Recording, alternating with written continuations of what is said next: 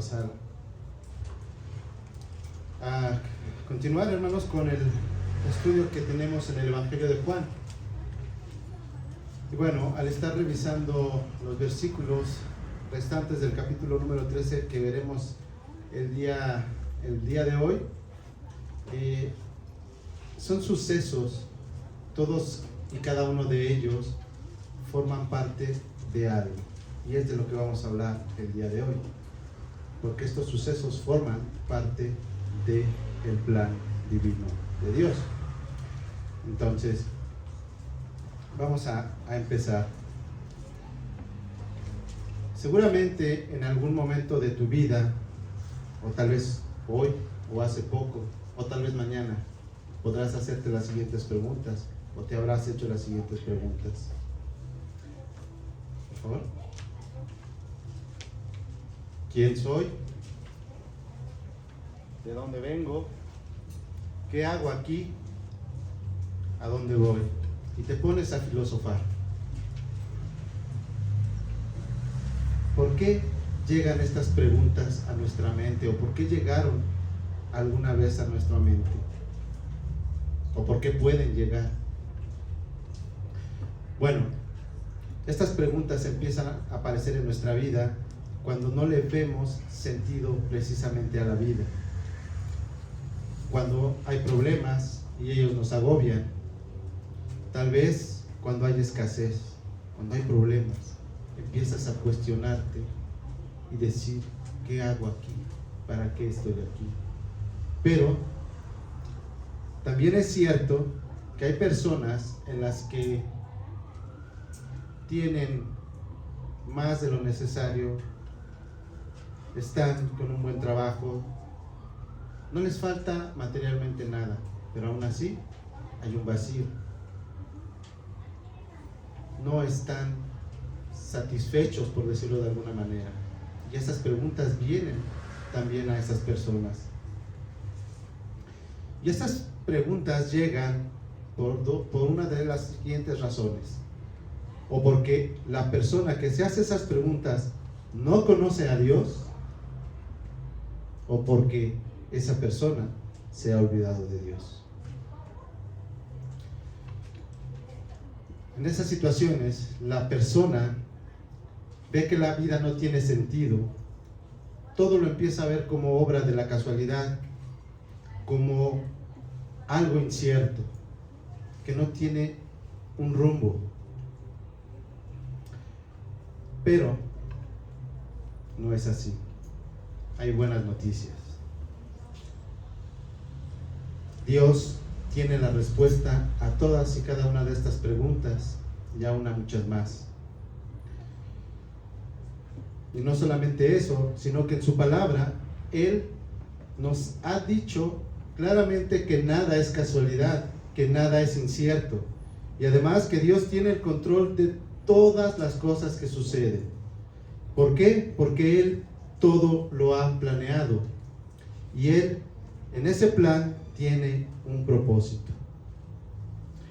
Y a través de los versículos que vamos a revisar el día de hoy, veremos ciertos eventos que nos dejarán ver precisamente esto: el control que tiene Dios de todo lo que sucede en nuestras vidas y en la vida de todos los que nos rodean. Y veremos que todo eso Dios lo lleva para que se cumpla su propósito. Llegaremos a un nivel de detalle en el primer pasaje muy minucioso. Así que esto es importante. ¿Por qué? Porque cuando nos sentimos de esa manera, sin un rumbo, ¿qué hacemos? No sabemos a dónde voltear. Pero hoy, a través de estos versículos, el Señor nos mostrará que Él está ahí. Si tú no conoces a Dios, Dios está ahí.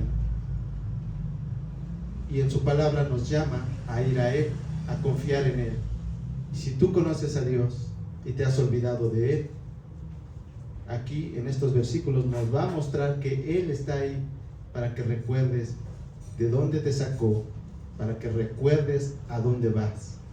Así que vamos a pasar a nuestros versículos. El día de hoy revisaremos los versículos del 21 al 30 en el capítulo número 13 del Evangelio de Juan. Así que vamos a dar lectura a los mismos. Dice así la palabra del Señor. Habiendo dicho Jesús esto, se angustió en espíritu y testificó y dijo: en verdad les digo que uno de ustedes me entregará. Los discípulos se miraban unos a otros y estaban perplejos sin saber de quién hablaba. Uno de sus discípulos, el que Jesús amaba, estaba a la mesa reclinado en el pecho de Jesús. Por eso, Simón Pedro le hizo señas y le dijo: dinos de quién habla. Entonces él, recostándose de nuevo sobre el pecho de Jesús, le dijo: Señor, ¿quién es? Entonces Jesús respondió: es aquel a quien yo le dé el pedazo de pan que voy a mojar. Y después de mojar el pedazo de pan, lo tomó y se lo dio a Judas, hijo de Simón Iscariote. Y después de comer el pan, Satanás entró en él. Entonces Jesús le dijo: lo que vas a hacer, hazlo pronto. Pero ninguno de los que estaban sentados a la mesa entendió por qué le dijo eso. Porque algunos pensaban que como Judas tenía la bolsa del dinero, Jesús le decía: compra lo necesario para la fiesta, o que diera algo a los pobres. Y Judas, después de recibir el bocado, salió inmediatamente, y ya era de noche. Entonces, cuando salió Jesús, dijo: ahora es glorificado el Hijo del Hombre, y Dios es glorificado en él.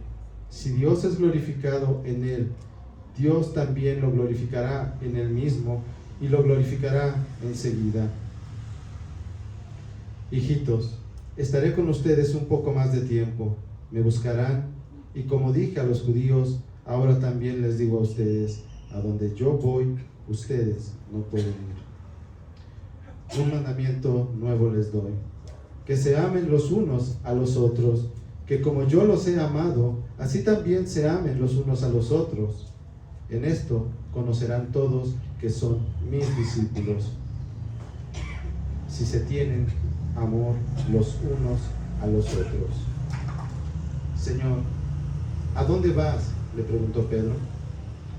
Jesús respondió: a donde yo voy, tú no me puedes seguir ahora, pero me seguirás después. Pedro le dijo: Señor, ¿por qué no te puedo seguir ahora mismo? Yo daré mi vida por ti. Jesús le respondió: ¿tu vida darás por mí? En verdad te digo que no cantará el gallo sin que antes me hayas negado 3 veces. En estos pasajes vemos algo que es muy conocido: la traición de Juan y la negación de Pedro, 2 de sus discípulos. Pero desde el capítulo número 6 empezamos a ver que Jesús ha insinuado que alguien lo va a traicionar. Pero ahora, en estos versículos, como acabamos de leer, Jesús lo dice abierta y claramente. En anteriores versículos solamente lo había insinuado. Entonces, como decía al principio, vamos a ver estos pasajes y los vamos a dividir de la siguiente manera. El primer pasaje que vamos a abordar será de los versículos 21 al 30, en donde se habla acerca de la traición de Judas, o más bien, cuando da a conocer Jesús que Judas le traicionará. Después veremos cuando Jesús se despide de los discípulos, y por último, cuando Jesús hace una promesa. ¿Ok? Entonces, en este bloque de versículos es bastante grande, y aquí vamos a ver muchas cosas que tal vez nunca habíamos podido o nunca habíamos observado. Vamos a ir a un detalle de todo lo que sucedió en esa noche cuando los discípulos estaban cenando con Jesús. Lo primero que nos dicen los versículos, en el versículo 21, es que Jesús se angustió. Jesús se angustió. ¿Por qué? Bueno, esa angustia precede a la afirmación que inmediatamente se nos dice ahí mismo en ese versículo 21. En verdad les digo que uno de ustedes me entregará. ¿Por qué sufrió esta angustia Jesús? ¿Por qué pasó por esta angustia? Porque recordemos, hace un par de semanas decíamos que cuando alguien compartía la mesa con un invitado, era una señal ¿de qué? De una amistad, pero no una simple amistad, una amistad entrañable, una amistad que va más allá de conocer a la persona y saludarla. Es por eso que Jesús siente esa angustia, porque durante todo el ministerio de Jesús, Judas había compartido la mesa con él. Jesús amaba a todos sus discípulos. Decíamos también hace un par de semanas que no vemos en las Escrituras que Jesús haya tenido algún trato diferenciado por alguno de sus discípulos. Jesús amaba a todos por igual. Sin duda, las palabras de Jesús, que salían de Jesús, tenían dolor en su corazón. Pero también es cierto que, como decíamos al principio, esto era algo que Jesús sabía. No fue algo que lo tomara por sorpresa. ¿Por qué? Porque nada podía tomar por sorpresa a Jesús. Y nada, como veremos, nada, absolutamente nada podía salirse de su control. ¿Por qué decimos esto? Bueno, regresando un poquito, aquí mismo en el Evangelio de Juan, en el capítulo 6, versículos 70 al 71, nos dice: Jesús le respondió, está hablando a Pedro, ¿no los escogí yo a ustedes, los 12? Y sin embargo, uno de ustedes es un diablo. Él se refería a Judas, hijo de Simón Iscariote, porque uno de los 12, lo iba a entregar. Entonces, no tomó por sorpresa a Jesús esto, pero sí le causó gran tristeza. ¿Qué sucede con estas palabras de Jesús cuando las escuchan los discípulos? Bueno, como dijimos hace unos momentos, no se ve en las Escrituras ningún trato parcial a alguno de los discípulos, pero tampoco se ve en las Escrituras algo que nos indique que alguno de los discípulos sospechara de algún otro discípulo por alguna actitud incorrecta, algo que no estaba dentro de lo que Jesús les estaba enseñando, que pudiera señalarlo como un sospechoso de alguna traición. Entonces, ¿qué sucede? Todo esto nos deja ver que Judas había podido engañar a todos los otros discípulos, pero no a Jesús. Es por eso que el texto nos dice que los discípulos quedaron perplejos ante las palabras de Jesús. No sabían de quién hablaba. Judas había actuado de una manera magistral, había pasado desapercibido. Es por ello que Pedro le hace señas al discípulo amado, que como sabemos por las Escrituras es Juan, y le pide a través de esas señas que le pregunte a Jesús de quién está hablando. Se nos dice que Juan en ese momento está reclinado en el pecho de Jesús. Y yo no sé ustedes, hermanos, pero a mí siempre me había causado curiosidad eso. Pero para entender todo lo que va a suceder ahí, necesitamos nuevamente contexto cultural. Podemos, bueno, ahí está ahí. En esa lámina podemos ver una mesa, es ahí la mesa en la que se acostumbraba en aquella época los judíos, ahí cenaban. Es una mesa que es de algo sólido, un material sólido, pero es de baja altura. Y tiene algunas alfombras para que se puedan sentar alrededor. Si se dan cuenta, no pueden estar sentados, sino que están sobre sus pies prácticamente doblados. Tiene una forma de U. Y el lugar que se ve ahí en el centro es el lugar del anfitrión.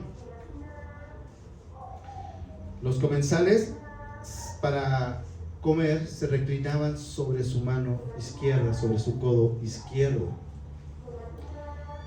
Y la mano derecha era la que ocupaban para comer. Entonces, en el piso lo que hacían era algo como un movimiento similar a este, para tomar la comida. Es por eso que no solamente Juan en algún momento estuvo reclinado sobre el pecho de Jesús, como vamos a ver. Entonces, colocados de esta manera, la cabeza de cada uno de los discípulos literalmente estaría sobre el pecho del discípulo que estuviera a su lado izquierdo.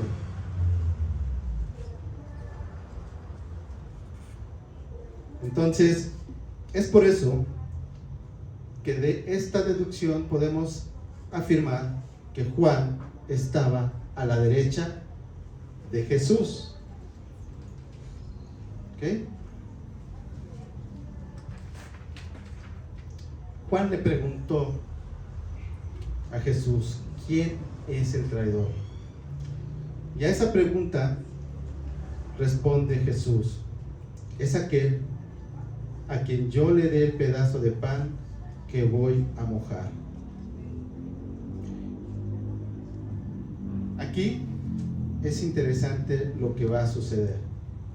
Recordemos que lo que acabamos de leer ahí en los versículos, ninguno de los discípulos se dio cuenta de que era Judas. ¿Por qué? Jesús dice, es aquel a quien yo le dé el pedazo de pan que voy a mojar. Y nadie hace nada. Bueno, pues este movimiento es nuevamente para poder mojar el pan que hizo Jesús. Se reclinó sobre su mano izquierda, mojó el pan. ¿Y en qué situación quedó? Reclinado sobre el pecho de alguno de los discípulos.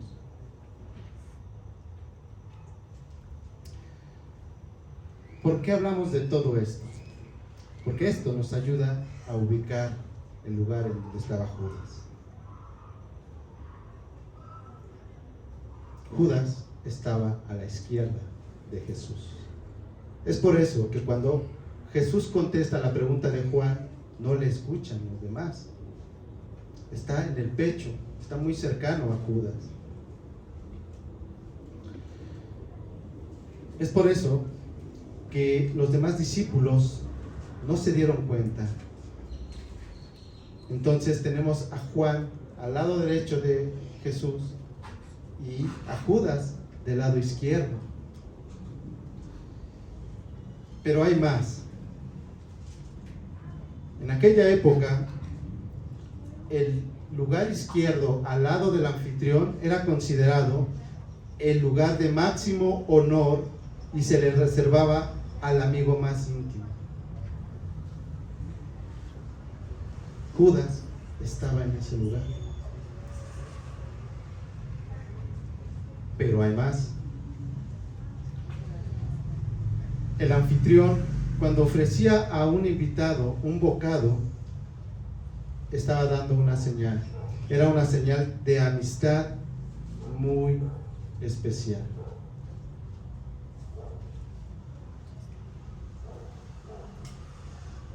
Y esto también lo podemos ver en el Antiguo Testamento. En Ruth 2, versículo 14 nos dice, a la hora de comer vos, le dijo a Ruth, ven acá para que comas del pan y mojes tu pedazo de pan en el vinagre. Entonces, a lo largo de estos sucesos, hemos podido ver que Jesús tuvo un detalle tras detalle con Judas. Le dio el lugar de máximo honor, le dio un bocado en señal de una amistad muy particular. Nuevamente, regresemos ahora a nuestro texto. ¿Podemos avanzar a la siguiente? Ahí podemos ver, no sé si se alcanza a ver, pero en la parte central están los tres lugares de los que hemos hablado. Jesús al centro, y a un costado al lado derecho Juan, y al lado izquierdo estaría Judas. Nuevamente, los discípulos vieron que le dio el bocado a Judas y tampoco hubo alguna reacción. Es por eso que decimos que no escucharon lo que dijo de que era a quien le diera el bocado. ¿Ok? Entonces, no hubo reacción. ¿Qué nos indica esto? Que Jesús muy seguramente en otras ocasiones, no nada más con Judas, sino con algunos de los otros discípulos, había hecho algo similar. Los discípulos habían podido estar en ese lugar porque no era exclusivo. Entonces, todo esto es por lo que los discípulos no pueden identificar al que va a traicionar a Jesús.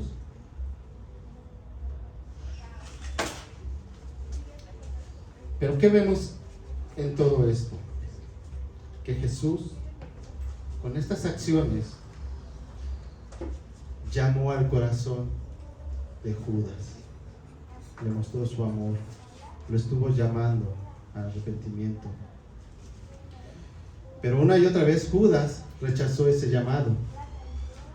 Y no solamente eso, Judas rechazó el amor de Jesús. Es por esto que Jesús le dice a Judas: lo que vas a hacer, hazlo pronto.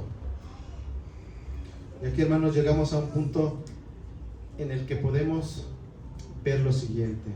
Hace un par de semanas decíamos que Judas era responsable ¿de qué? De su decisión. Y ahora vemos el porqué. Hemos visto que Judas tenía planificado todo esto. Él había podido pasar desapercibido entre todos los discípulos. Entendía las acciones de Jesús y aún así no se inmutó. Él permaneció firme en su decisión de traicionar a Jesús. Y por otro lado, vemos también que Jesús tiene el control de toda la situación. ¿Por qué decimos esto? Por lo que ya mencionamos hace unos momentos. Él fue quien ubicó a Judas ahí. Seguramente también a Juan. Porque él eligió a los 12, incluido aquel que lo iba a traicionar. También tenía el control de lo que venía. Cuando le dice: lo que vas a hacer, hazlo pronto. ¿Por qué? Porque recordemos que estamos un día antes de la Pascua. Jesús tenía que morir el día del sacrificio de los corderos para la celebración de la Pascua. Lo que vas a hacer, hazlo pronto.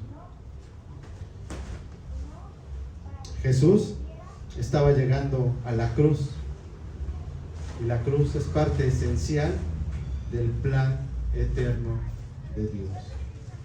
Dios tiene control absolutamente de todo lo que está sucediendo ahí. Cada detalle que acabamos de hablar, Jesús lo controló, Dios lo controló.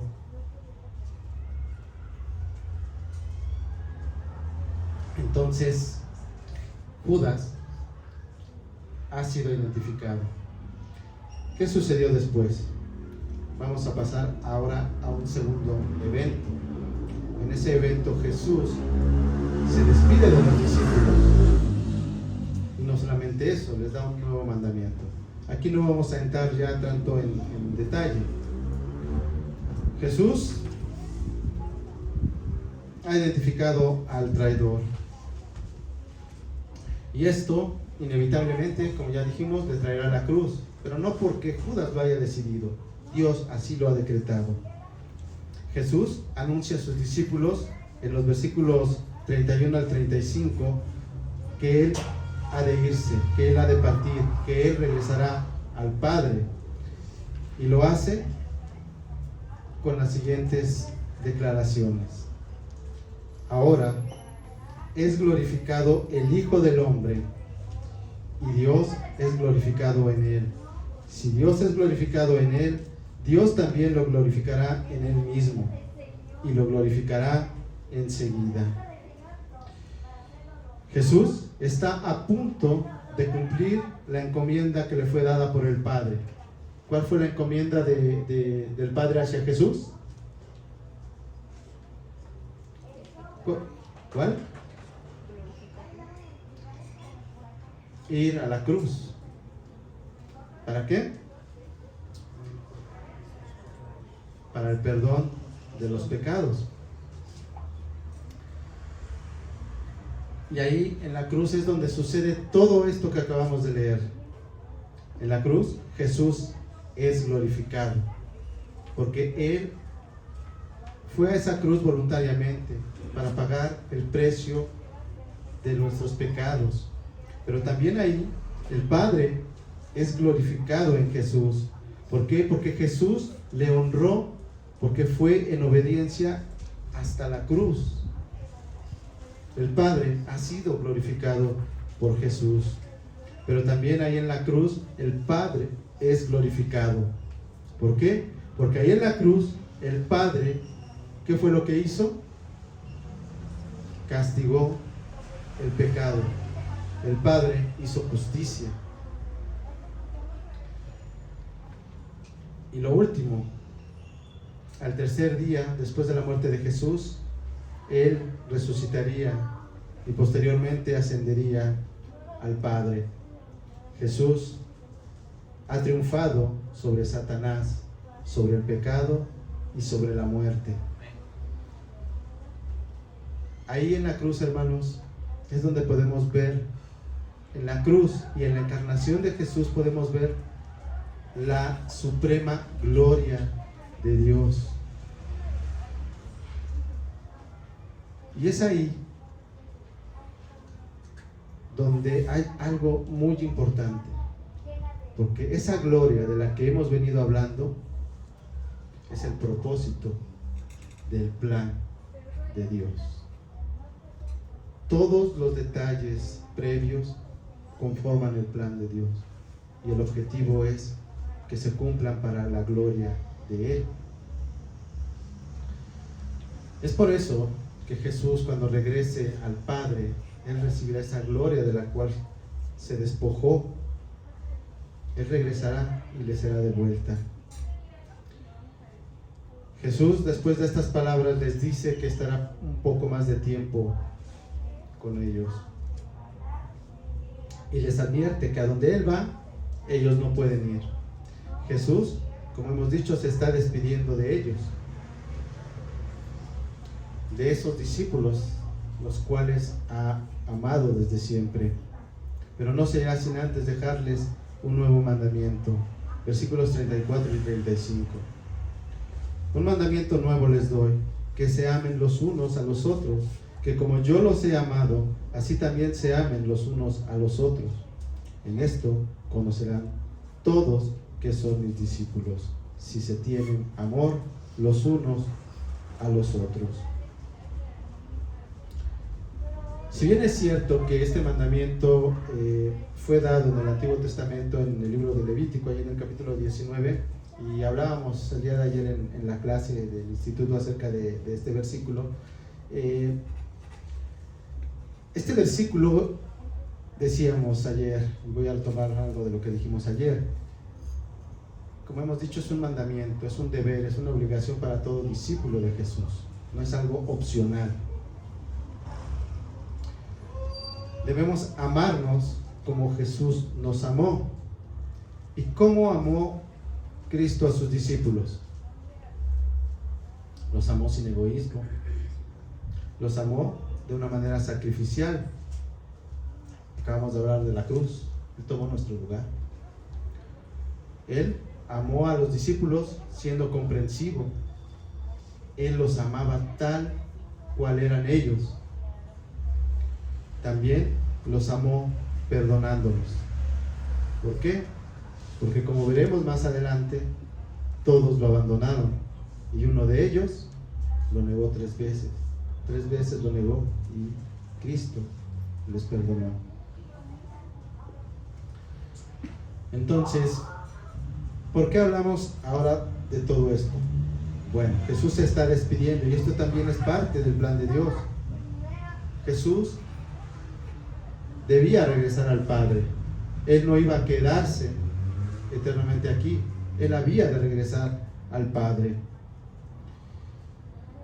Y volviendo un poquito al mandamiento, ¿ustedes creen que este mandamiento, en esta situación, vayamos a ese lugar en ese momento? Eso que les acaba de decir Jesús a sus discípulos, ¿creen que los discípulos, pónganse por un momento ustedes como discípulos de Jesús, podrían cumplir con ese mandamiento? ¿En ese momento? En ese momento. No. Es un poquito difícil, por no decir casi imposible. Amar como amó Cristo. Entonces, vamos a pasar al último pasaje y ahí vamos a retomar este punto. En el último pasaje que leímos, que corresponde a los versículos 36 al 38, Jesús ahí podemos ver que hace una promesa. No solamente les ha dejado un nuevo mandamiento, sino que hace una promesa. Pero esa promesa, si bien es cierto que Jesús la dice cuando estás hablando solamente con Pedro, la podemos hacer extensiva a los otros discípulos y a nosotros también. En el versículo 36 le dice Pedro a Jesús, le pregunta: Señor, ¿a dónde vas? A lo que Jesús responde: a donde yo voy, tú no me puedes seguir ahora, pero me seguirás después. Es una afirmación. Ahora no, pero después sí. Es como en los pasajes anteriores donde le decía que él no entendía el por qué le quería lavar los pies, pero lo entendería después. Entonces Jesús aquí le está diciendo que él lo podrá seguir después, que así será. ¿Por qué dijo esto Jesús? Pues porque los discípulos no están listos, no están preparados. Es por ello que a las palabras de Pedro de que él daría su vida por él, Jesús le responde: ¿tu vida darás por mí? En verdad te digo que no cantará el gallo sin que antes me hayas negado 3 veces. Y como sabemos, Pedro negaría a Jesús. El impulsivo Pedro que hemos venido viendo, el valiente Pedro que daría su vida por Jesús, en la primera prueba que tuvo cuando Jesús no estuvo a su lado, falló.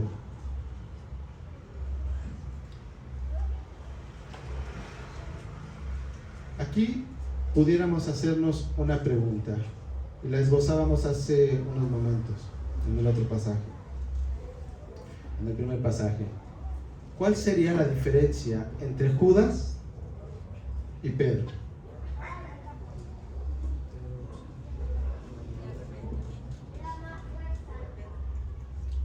Es un poquito antes.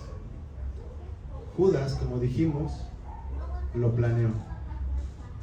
Judas, cada paso que iba a dar fue planificado y lo llevó a cabo. Pero Pedro nunca planeó negar a Jesús. Pedro fue víctima del temor, pero en su corazón no negó a Jesús. Es ahí donde nuevamente vemos la responsabilidad de Judas a esa decisión. Entonces, ¿qué pasa con los discípulos? Jesús ya se va y los discípulos están todavía está apenas despidiéndose y estamos viendo que los discípulos están tropezando, que van a tropezar cuando Él se vaya. ¿Qué pasó ahí?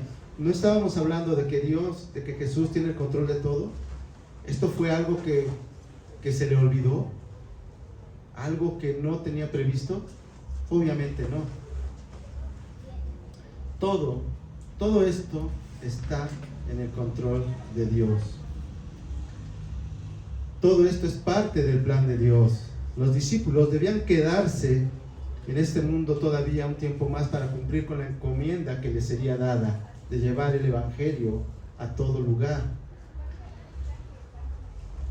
Pero Jesús también sabía y tenía claro que por sí solos no podrían llegar muy lejos. Y es así que, como veremos en los capítulos siguientes, Jesús no dejó solos a los discípulos. Él enviaría al Espíritu Santo para morar en los creyentes. Y es aquí donde retomábamos la parte anterior.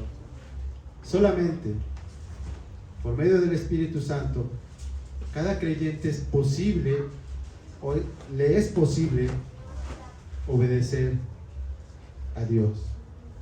Le es posible amar como Jesús amó a sus discípulos. Por nosotros, por nuestra cuenta, no lo podemos hacer. Y es un cambio que se debe demostrar en todas las facetas de nuestra vida. Habrá facetas en las que será más rápido y otras no tanto, pero debe de haber un cambio en aquellos que son verdaderos creyentes de Jesús, en aquellos que hemos depositado nuestra fe y nuestra confianza en Cristo, en su obra. Y esto lo podemos ver, esa obra la podemos ver en Hechos capítulo 2, Hechos capítulo 2, versículos 22 al 24. ¿Alguien me ayuda a leerlo, por favor? Hechos 2, versículos 22 al 24. Sí, bien. Hombres de Israel, escuchen estas palabras. Jesús, el Nazareno, varón confirmado por Dios entre ustedes con milagros, prodigios y señales que Dios hizo en medio de ustedes a través de él, tal como ustedes mismos saben, este fue entregado por el plan predeterminado y el previo conocimiento de Dios.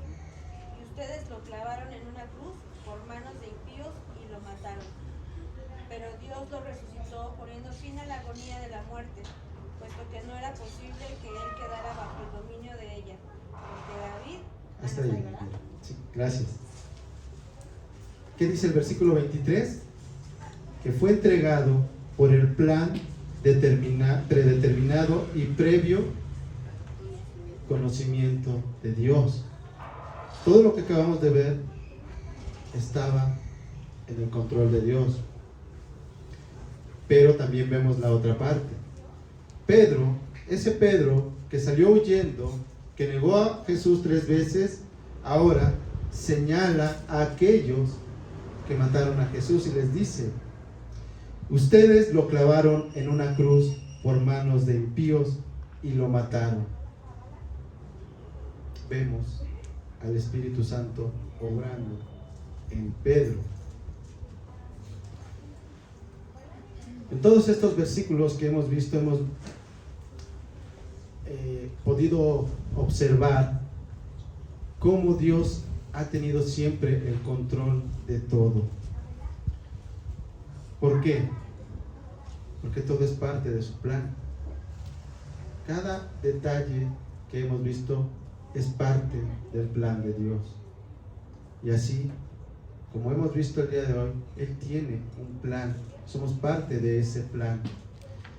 El motivo por el cual estamos hablando del plan divino es porque al formar el ser humano parte del plan divino de Dios, podemos descansar, porque el objetivo de Dios que tiene con ese plan es su gloria.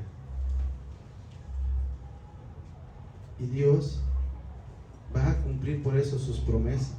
Así que si hoy estamos agobiados por algún problema, por alguna situación en casa, en familia, si tenemos problemas económicos, de salud, podemos ver y descansar que cada mínimo detalle está en las manos de Dios. Debemos confiar en Él. Él tiene un propósito, y el propósito también nos asigna una responsabilidad, como vamos a ver un poquito más adelante.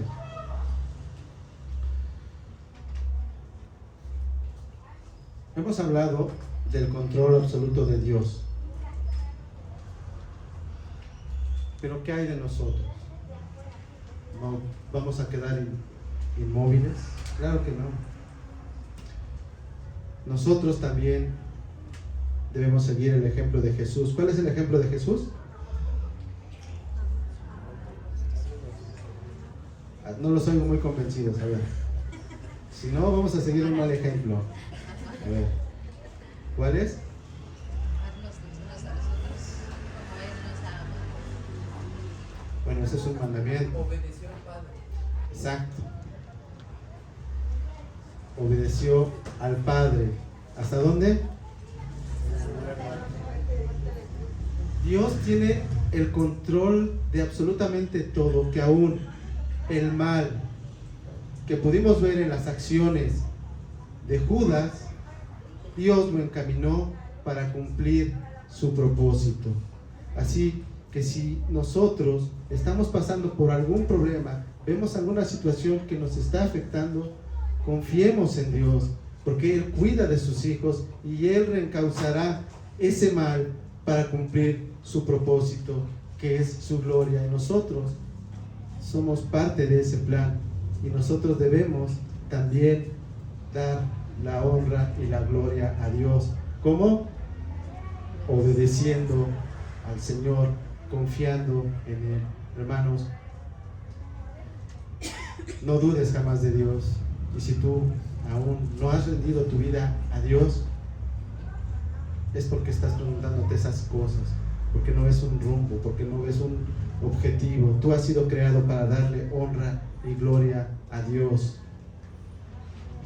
Ya para terminar, precisamente referente a este punto, son preguntas que en verdad quisiera que meditáramos y que reflexionáramos. ¿En qué área de tu vida no le estás dando gloria a Dios? ¿Cuál es esa área? ¿Es tu casa? ¿Es tu relación con tu esposo? ¿Con tu esposa? ¿Con tus hijos? ¿O es en el trabajo? ¿Con tus compañeros de trabajo? ¿Con tus jefes? ¿Con tus subalternos? ¿Dónde? ¿O es con nuestros vecinos? O peor aún, estás luchando, hermano, con un vicio, con una adicción. Algo importante, hermanos, que por lo cual debemos ir nosotros siempre a los pies de Cristo. Hace un poco lo comentaba, no recuerdo con quién de ustedes lo comentaba, que tenemos algunos puntos ciegos nosotros, o algunos puntos que debemos corregir. Hay algunos puntos que nosotros sabemos que debemos corregir. Tal vez somos conscientes de que nuestro carácter no es el carácter que refleja el amor de Cristo. Y esos los tenemos que trabajar, sabemos que estamos fallando ahí. Pero hay otros puntos que no conocemos y que solamente algunas personas ven en nosotros. Y nosotros decimos, no, pero si yo no soy así, pues no lo vemos. Pero hay otros puntos que ni nosotros ni las otras personas ven, y esos puntos son los que solamente puede ver Dios. Y es por eso que debemos ir a Él y acercarnos a Él. Ahora, ¿qué piensas hacer al respecto en esa área, en esa faceta en la que tú no estás dando honra y gloria a Dios? ¿Qué vas a hacer? ¿Ya la identificaste? ¿O ya las identificaste? ¿O ya las identificamos? ¿Qué vamos a hacer?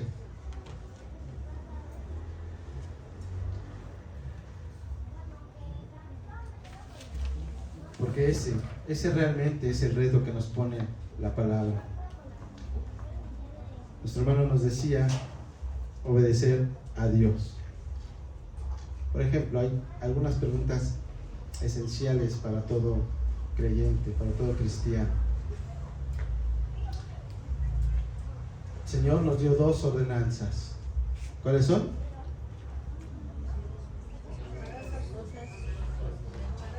Dos ordenanzas, Señor. Ordenanzas. Santa Cena y el bautismo. Participar en la Santa Cena y bautizarse. ¿Las hemos cumplido? Estamos obedeciendo. Esas son cosas a veces que nosotros no les damos mucha importancia, pero nuestra vida en verdad debe de ser una vida en total y plena obediencia a Dios. Recordemos que estamos llamados a darle honra y gloria en todos y cada uno de los aspectos de nuestra vida. Y aun cuando se presenten esas situaciones de dificultad, debemos estar afianzados en Él, afianzados en el Señor. ¿Por qué? Por lo que dice Romanos 8:28. Y sabemos que para los que aman a Dios, todas las cosas cooperan para bien. Esto es, para los que son llamados conforme a ¿qué? Conforme a su propósito. Hermanos, descansemos en el Señor. Todos esos pesares y esas tribulaciones que estemos pasando, Él las tiene bajo control. Nada se le escapa. Vamos a orar. Señor, te damos gracias, Padre Santo, por tu palabra, por estar mostrándonos, Señor, que nada escapa de tus manos. Si hoy aquí nosotros estamos desobedeciéndote, Señor, no dándote la honra y la gloria en algún aspecto de nuestra vida, Señor, ayúdanos. Primeramente, quita esa soberbia de nosotros que puede existir, que nos puede estar estorbando, mi Dios.